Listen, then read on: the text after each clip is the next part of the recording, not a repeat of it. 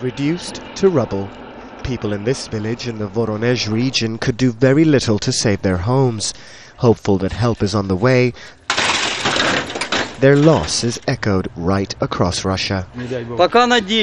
We'll see how circumstances develop, because the government often promises to help, but doesn't always deliver on what it promises. If they are as good as their word, then it will be all right. But if not, we'll have to do something and solve the problem another way.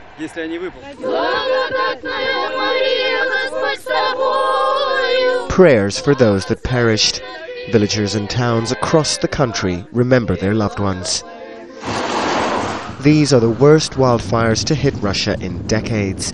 Large parts of the country are suffering their hottest summer since records began 130 years ago.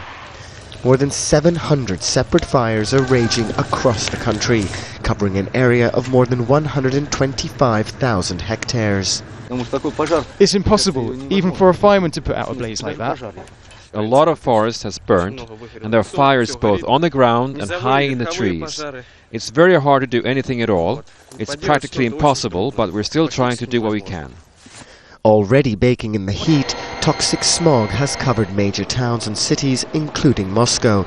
Doctors are warning people to keep their windows closed and avoid going outside. Tens of thousands have been forced from their homes. The government has set up centres where they can claim some compensation for their losses, while others guard what they have left. We sleep in cars and guard against thieves.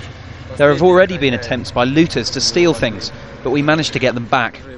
A state of emergency has been declared in 14 regions. Officials say fires in and around Voronezh no longer threaten people, but now news of new fires spreading further east in Mordovia and Tatarstan. There are now fears there may be further destruction before the flames can be fully brought under control. Bhanu, Batnager, Al Jazeera.